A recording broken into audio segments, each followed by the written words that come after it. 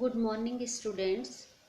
मैं डॉक्टर जुबेदा मिर्ज़ा, सह आचार्य इतिहास, श्री कल्याण राजकीय कन्या महाविद्यालय सीकर। स्टूडेंट्स, हमने पिछली कक्षा में साम्राज्यवाद और उसके कारण देखे थे।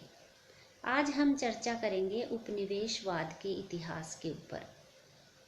1453 ईस्वी में तुर्कों द्वारा कुस्तुनतुनिया पर अधिकार कर लेने के पश्चात स्थल मार्ग से यूरोप का एशियाई देशों के साथ व्यापार बंद हो गया। अतः अपने व्यापार को निर्बाध रूप से चलाने हेतु नए समुद्री मार्ग की खोज प्रारंभ हुई। कुतुबनुमा गति मापक यंत्र, वेध यंत्रों की सहायता से कोलंबस, मैगलन एवं वास्को डिगामा आदि साहसी नाविकों ने नवीन समुद्री मार्ग के साथ साथ कुछ नवीन देशों अमेरिका आदि को खोज निकाला।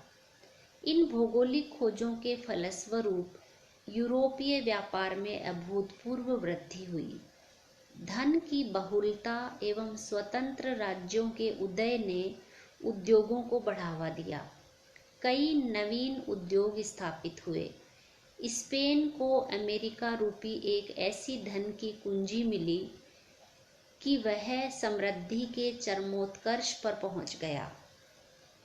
ईसाई धर्म प्रचारक भी धर्म प्रचार हेतु नए खोजे हुए देशों में जाने लगे।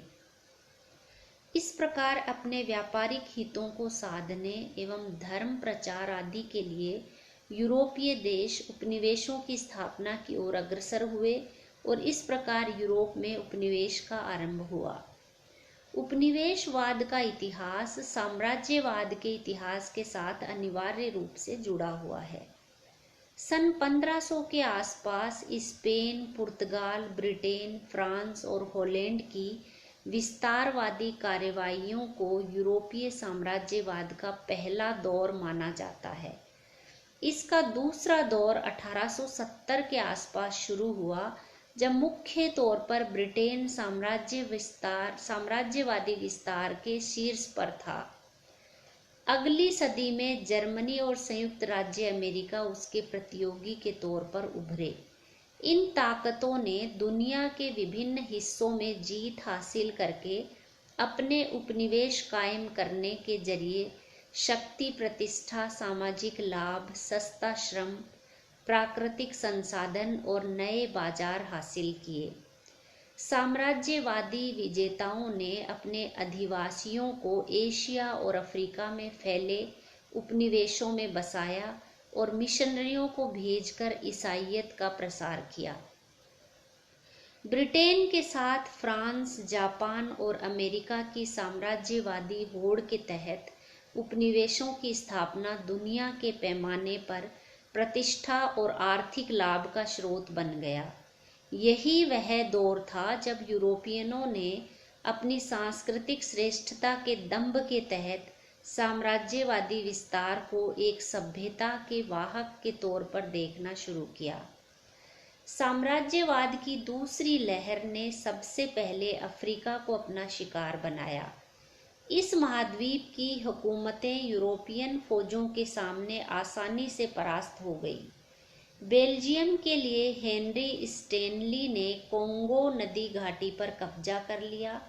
फ्रांस ने अल्जीरिया को हस्तगत करके स्वेज नहर का निर्माण किया और उसके जवाब में ब्रिटेन ने मिस्र पर कब्जा करके इस नहर पर नियंत्रण कर लिया, ताकि एशिया की तरफ जाने वाले समुद्री रास्तों पर उसका प्रभुत्व स्थापित हो सके। इसी के बाद फ्रांस ने ट्यूनीशिया और मोरक्को को अपना उपनिवेश बनाया। इटली ने लीबिया को हड़प लिया। लातिनी और दक्षिणी अमेरिका में मुख्य तौर पर स्पेन के उपनिवेश रहे। इन क्षेत्रों की कई अर्थव्यवस्थाओं की लगाम अमेरिका और यूरोपीय ताकतों के हाथों में रही। एक तरफ 19वीं सदी में अफ्रीका के लिए साम्राज्यवादी होड़ चल रही थी, तो दूसरी ओर दक्षिण एशिया पर प्रभुत्व जमाने की प्रतियोगिता भी जारी थी। 19वीं सदी के मध्य तक ब्रिटेन ईस्ट इंडिया कंपनी के जरिए भारत के बड़े हिस्से का उपनिवेशीकरण करके बेशकीमती मसालों और कच्चे माल की प्राप्ति शुरू कर चुका था। फ्रांसीसी और डच भी उपनिवेशवादी प्रतियोगिता में जमकर हिस्सा ले रहे थे।